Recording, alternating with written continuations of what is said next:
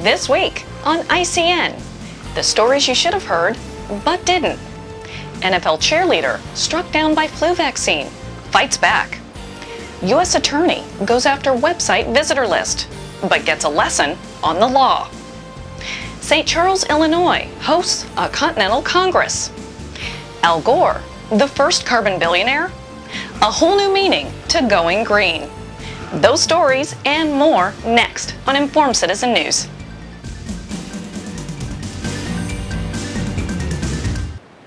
Hello and welcome to ICN, Informed Citizen News, November 22nd, 2009. Some of you have heard about the plight of Desiree Jennings, a 26-year-old Washington Redskin cheerleader who was injured by the flu vaccine in August. Desiree developed a syndrome called dystonia 1 week after receiving the flu shot. These symptoms were diagnosed by Fairfax and Johns Hopkins hospitals. Take a look at this video. Doctors say she has a rare 1 in a million neurological disorder that was triggered 10 days after she got a seasonal flu shot. Started with me not being able to eat without passing out. Desiree got a flu shot on August 23rd. 10 days later, she came down with what doctors have diagnosed as dystonia, a rare neurological disorder. Her jerking and twisting are the result of uncontrollable muscle contractions. There is no known cure. Are you all ready? Yes. This is home video of Desiree as a beautiful bride when she married Brendan 2 years ago. And this is a photo when she was training to be a cheerleader for the Washington Redskins. Doctors say what happened to Desiree should discourage people from getting flu shots. But here's what the woman who's on the wrong side of being 1 in a million says. Running has to be a relief. No one said it has left. After getting no help from the medical establishment who concluded that her situation was progressive and irreversible, she sought help from Dr. Buttar of North Carolina. Upon arrival at Dr. Buttar's clinic, she was lapsing into seizures every minute or two and would actually stop breathing for 15 to 30 seconds. Dr. Buttar succeeded in stabilizing her so that he could treat her with a poisoning detoxification protocol.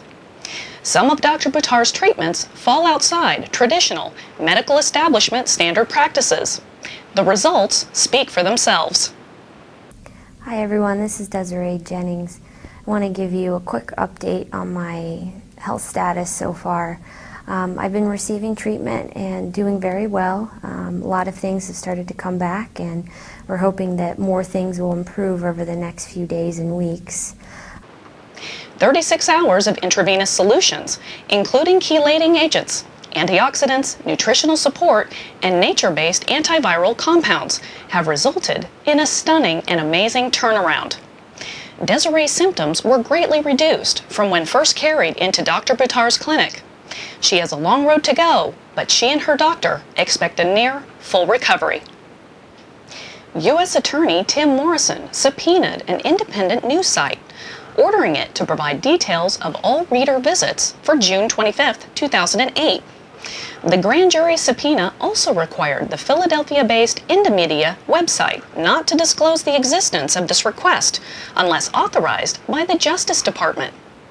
The court order demanded all IP traffic to and from www.indymedia.us on that day.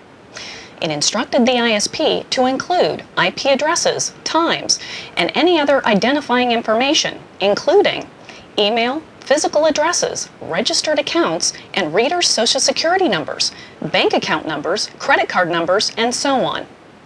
Website operator Christina Clare contacted Electronic Frontier Foundation in San Francisco, who represented her at no cost. A lawyer at Electronic Frontier sent a letter to the U.S. Attorney's Office listing all the specific U.S. Code sections that refute the legality of the subpoena.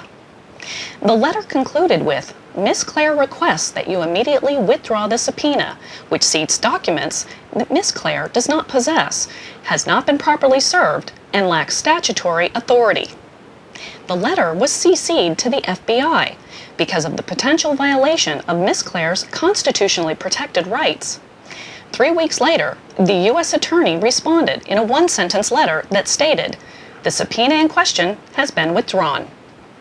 This episode shows that government needs to be monitored, as those in power will be tempted toward abuse. Obama Press Secretary Gibbs, responding to a question, said the White House believes that it would be constitutional for the federal government to force people to buy health insurance. Put another way, the White House is determined that the federal government can require any and all citizens residing in this country to purchase a specific commercial product, in this case, private medical insurance. When the same constitutional question was asked of Congressional leader Nancy Pelosi, her response? That is not a serious question. We wonder what the authors of the Constitution would have to say about their position. A Continental Congress is currently underway in St. Charles, Illinois, from November 11th to the 21st.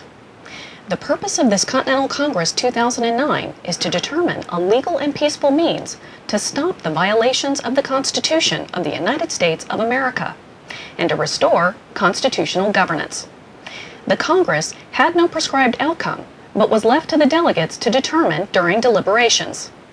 Delegates were nominated and elected by state citizens participating in the process. 48 states sent representatives, with the noted exceptions of North Dakota and Oklahoma. This is the first nationally organized gathering not affiliated with a political party to formalize grievances against the government. We'll report on the outcome of the Continental Congress next week. In the latest sign of the times, U.S. citizens in Las Vegas are starting to show up in the early mornings outside home improvement stores across the Las Vegas Valley, jostling with illegal immigrants for a shot at a few hours of work and a little cash. Las Vegas is not unique, and the trend of American day laborers hanging outside the Home Depot is growing across the country. Harley Shaken, chairman of the Center for Latin American Studies at the University of California, Berkeley, said that this growing phenomenon shreds the argument that Americans won't do certain jobs. If a person gets desperate enough, they'll do almost anything to put a roof over their head and food on the table. The Ukraine is being hit hard by the flu. In a country of 46 million, over 1.5 million people have been infected.